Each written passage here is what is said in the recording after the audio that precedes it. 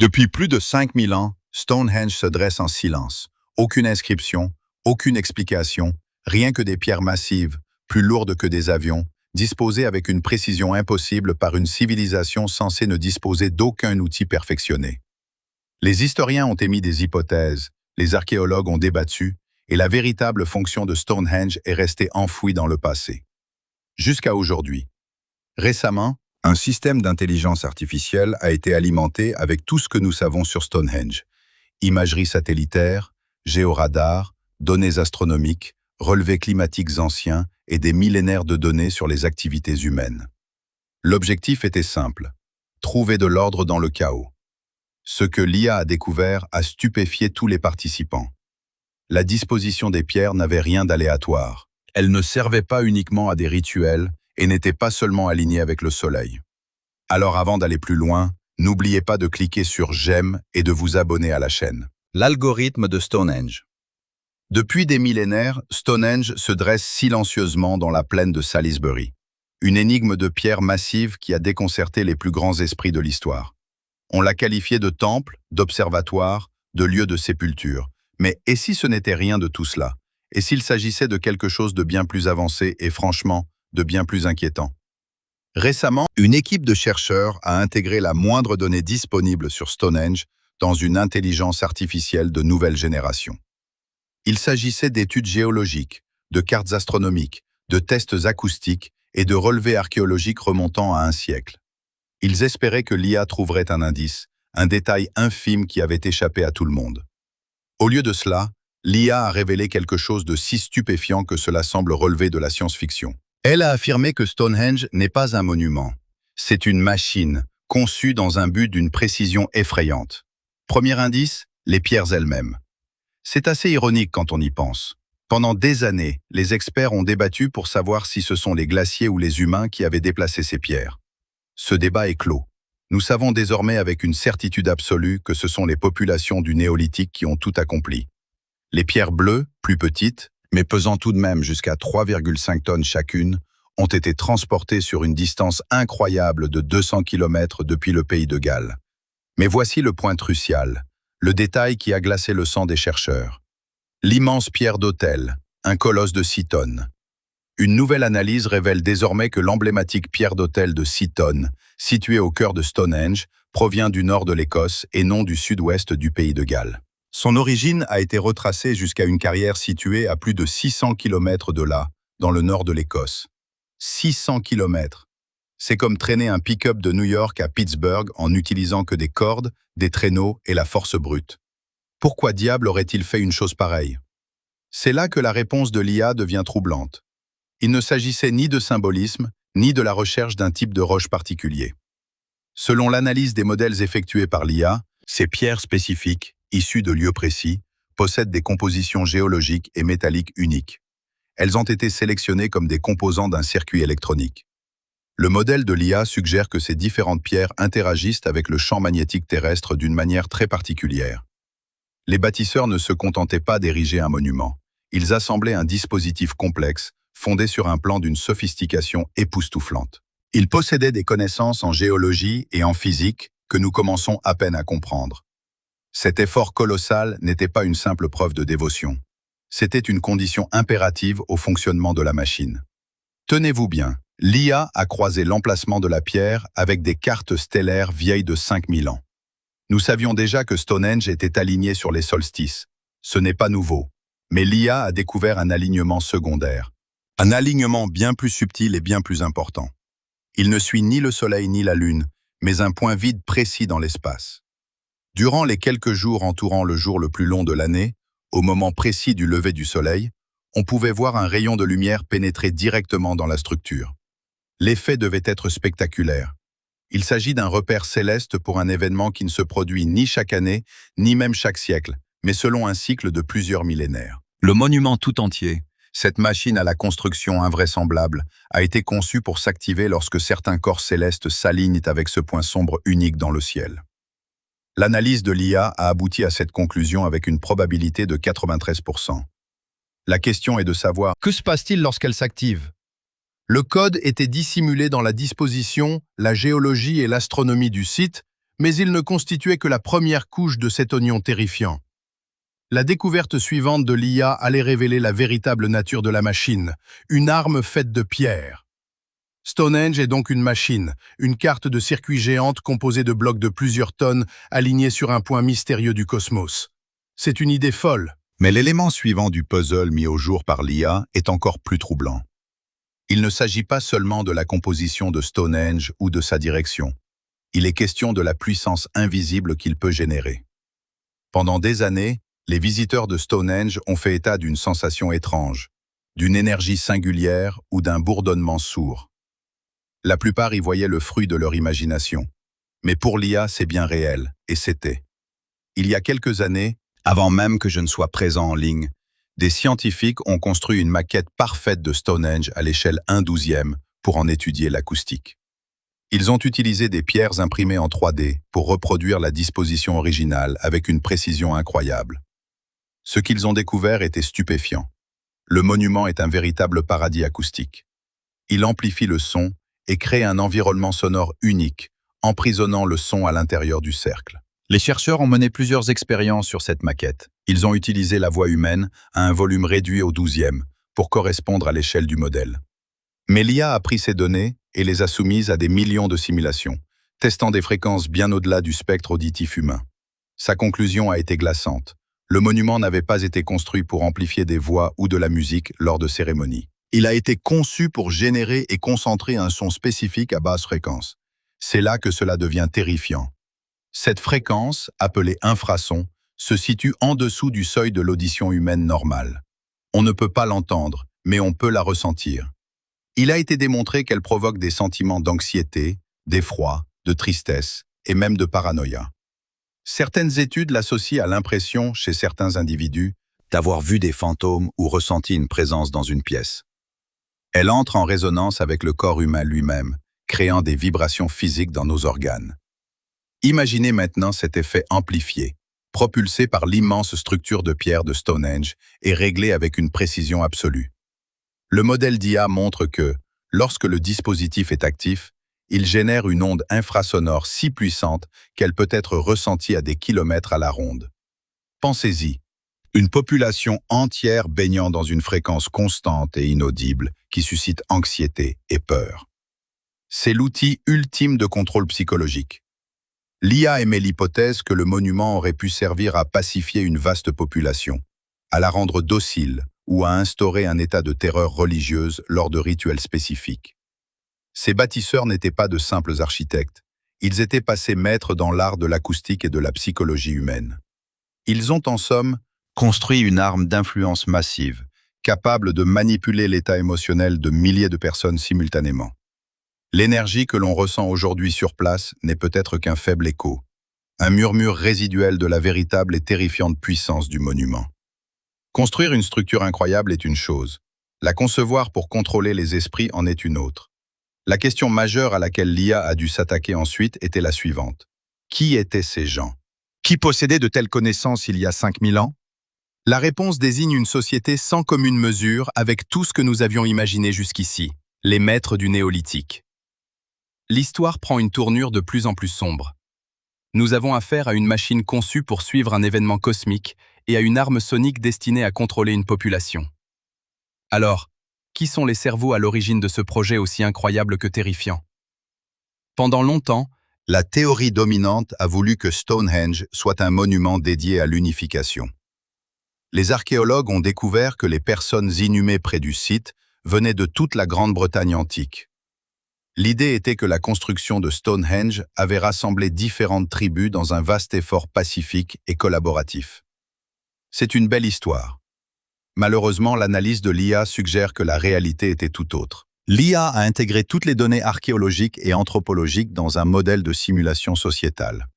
Elle a conclu qu'un projet d'une telle envergure, exigeant un tel niveau de précision et une telle quantité de main-d'œuvre, n'aurait pas été réalisable par une simple confédération lâche de tribus. La logistique est proprement ahurissante. Déplacer l'autel de 6 tonnes sur plus de 600 km depuis l'Écosse aurait nécessité une organisation et une gestion des ressources dignes de projets d'ingénierie moderne. Il aurait fallu des milliers d'ouvriers, un approvisionnement constant en nourriture et en eau, des artisans experts en outillage et des ingénieurs de génie, tous œuvrant en parfaite coordination pendant des années, voire des décennies. Selon l'IA, il ne s'agissait pas d'une unification, mais d'une domination. Les indices désignent une classe dirigeante puissante, centralisée et très avancée, qui exerçait son emprise sur l'ensemble des îles britanniques. Ce n'était pas un royaume tel que nous le concevons, avec ses châteaux et ses cités. C'était un empire fantôme, un groupe d'élites dont le pouvoir reposait non pas sur des armées, mais sur un savoir supérieur. Des connaissances en astronomie, en géologie, en acoustique et en psychologie. Les pierres acheminées depuis diverses régions du pays n'étaient pas des symboles d'unité, c'étaient des tribus. Elles constituaient la preuve de la soumission de territoires conquis ou contrôlés, exigés par cette élite invisible. Songez à l'immense coût humain. Le modèle d'IA estime qu'un projet tel que Stonehenge aurait nécessité la main-d'œuvre de dizaines de milliers de personnes sur plusieurs générations. Ce n'était pas un simple projet estival. C'était l'œuvre d'une vie pour d'innombrables individus. La société décrite par l'IA présente une stratification effrayante, une élite restreinte et brillante au sommet et une masse laborieuse contrôlée à la base, maintenue dans le rang par la manipulation psychologique et une culture de la peur. Peur peut être amplifiée par le monument lui-même. Nous ne trouvons aucune trace de bataille rangée ou d'armes, mais c'est là tout l'intérêt. Leur contrôle était plus subtil, plus total. Pourquoi manier l'épée quand on peut faire vibrer l'âme d'autrui jusqu'à la soumission? Cet empire fantôme possédait le savoir nécessaire pour concevoir la machine et le pouvoir de contraindre des milliers de personnes à la bâtir. Il jouait sur le long terme, se préparant à cet événement cosmique que le monument avait pour vocation de suivre. La question est, que redoutait-il tant? Ou peut-être, plus terrifiant encore, qu'espérait-il invoquer? L'analyse finale de l'IA suggère une réponse potentielle véritablement effroyable, ce que les pierres attendent. C'est le moment du récit où tout s'assemble et honnêtement, c'est difficile à concevoir. Nous sommes en présence d'une machine antique, conçue par une mystérieuse classe dirigeante pour engendrer la peur et braquer vers une zone sombre du ciel. La dernière question à laquelle l'IA s'est attaquée était la plus cruciale. Pourquoi? Quel était le but ultime de cette entreprise colossale? L'IA a synthétisé toutes les données. L'alignement céleste, les capacités sonores, la nature géologique spécifique des matériaux, pour aboutir à une hypothèse finale terrifiante. Stonehenge n'a pas été érigé pour célébrer un événement, mais pour s'y préparer. Le modèle de l'IA suggère que le monument est un système d'alerte sophistiqué, un générateur d'énergie ou peut-être même une balise. L'alignement cosmique qu'il suit n'a rien de fortuit. C'est un mécanisme de déclenchement. Lorsque les étoiles et les planètes s'alignent avec ce vide spatial, l'IA calcule qu'un événement énergétique massif, naturel mais rare, se produit. Il pourrait s'agir d'une puissante tempête géomagnétique, d'une bouffée de rayonnement cosmique ou d'un phénomène pour lequel nous n'avons pas encore de nom. Un événement d'une telle puissance qu'il pourrait bouleverser la vie à l'échelle planétaire. Les bâtisseurs antiques le savaient. Ils avaient connaissance d'un cycle cosmique que nous avons totalement oublié. Et voici le coup de massue.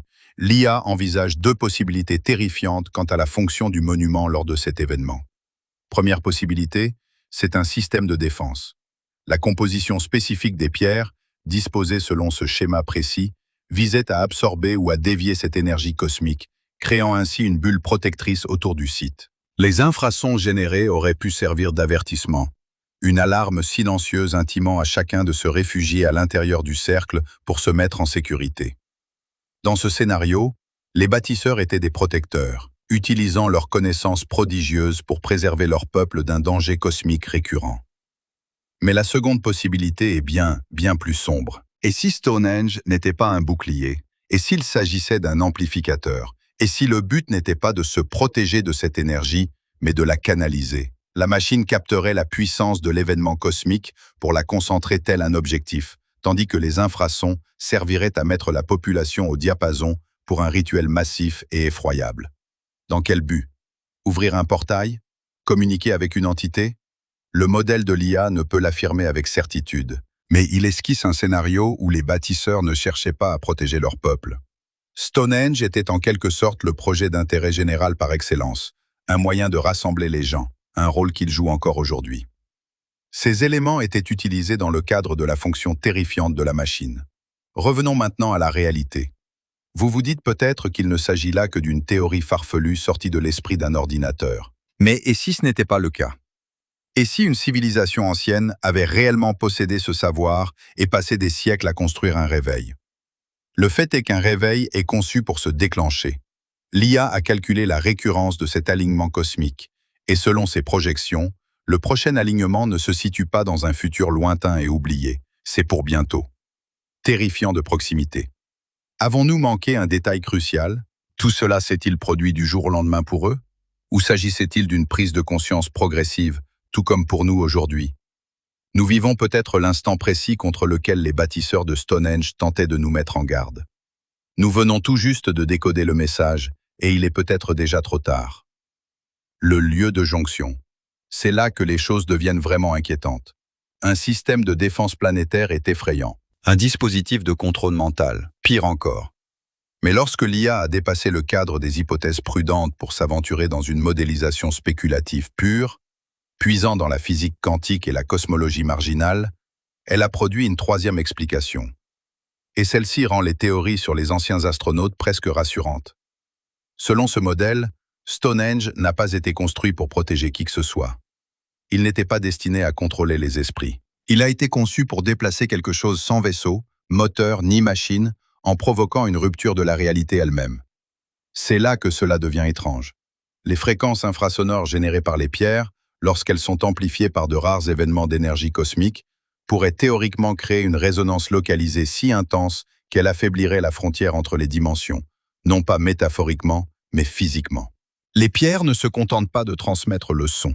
Leurs traces métalliques et leur structure cristalline en font des diapasons d'une stabilité incroyable.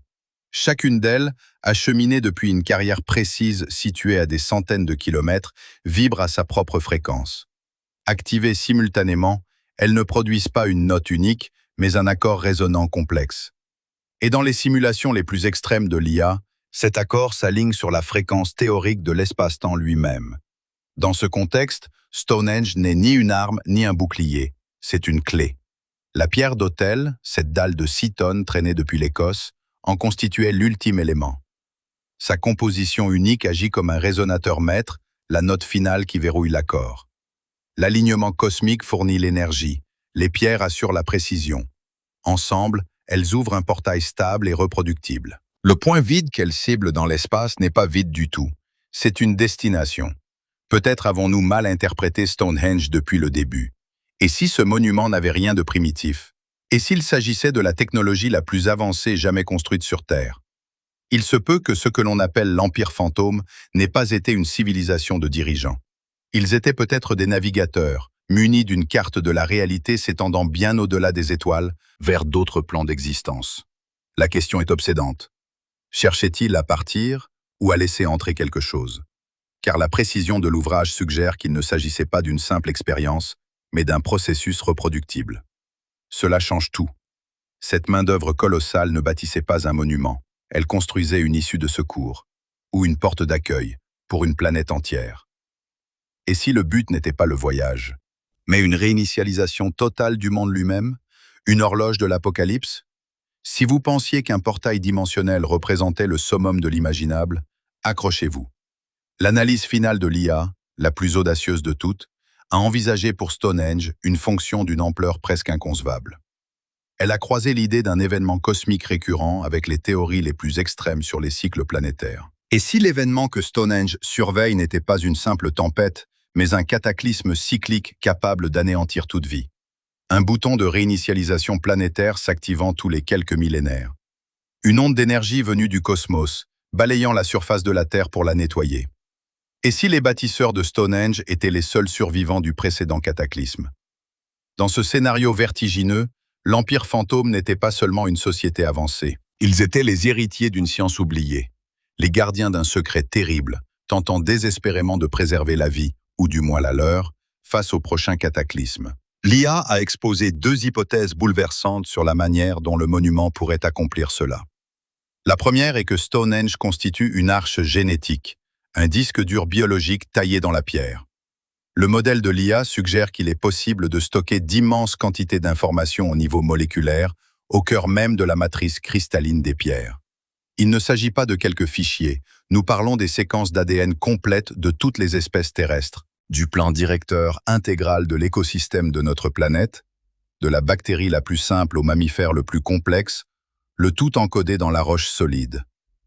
L'événement cosmique fournirait la puissante décharge d'énergie nécessaire pour diffuser ces informations à travers le globe et réensemencer la planète dévastée, une fois celle-ci nettoyée de toute vie. Les pierres ne sont pas de simples rochers, elles forment une bibliothèque de la vie, une promesse silencieuse de renaissance. Mais c'est avec la seconde hypothèse que les choses prennent une tournure vraiment sombre. Elle est plus personnelle, plus égoïste et bien plus glaçante. Et si cette arche n'était pas destinée à toute forme de vie? Et si elle était réservée à quelques élus? Et si elle ne servait pas à préserver l'ADN, mais la conscience? Voici le point crucial. Cette théorie suggère que les pierres pourraient agir comme une sorte de serveur quantique. Le grand rituel ne visait pas à invoquer une divinité ni à ouvrir un portail. Il s'agissait d'une procédure technique et froide destinée à transférer les esprits de l'élite dans le champ énergétique du monument. Les infrasons ne servaient pas uniquement à contrôler la population. Ils constituaient l'onde porteuse, calant l'activité cérébrale des individus sur la fréquence exacte requise pour le transfert. Leur corps physique périrait dans le cataclysme mondial, mais leur conscience, leur essence même, serait préservée et stockée en toute sécurité au sein des pierres. En attente.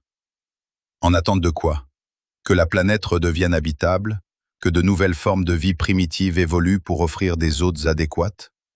Ils pourraient alors se télécharger dans ces nouveaux corps et rebâtir leur empire à partir de zéro. C'est une forme d'immortalité terrifiante, presque parfaite, obtenue au prix du sacrifice du reste du monde. Cette unique idée effroyable explique tout.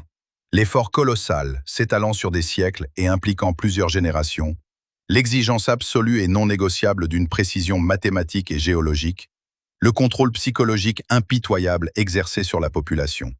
On serait prêt à tout, à ordonner n'importe quoi, si la survie de sa propre conscience était en jeu. Ce monument n'était pas qu'un simple projet, c'était l'ultime canot de sauvetage. Cela change radicalement le regard que l'on porte sur chacune de ces pierres gigantesques. Ce ne sont pas seulement des vestiges d'une époque oubliée. Il pourrait s'agir de tombeaux, de bibliothèques ou, plus inquiétant encore, de salles d'attente pour les âmes d'êtres anciens à la technologie inconcevable. L'IA est incapable de nous dire si la machine a déjà été activée par le passé. Nous voilà donc confrontés à la question la plus troublante de toutes. Sommes-nous le fruit d'un précédent ensemencement, ou ne sommes-nous qu'une civilisation qui s'est développée sans rien soupçonner, tandis que les véritables maîtres,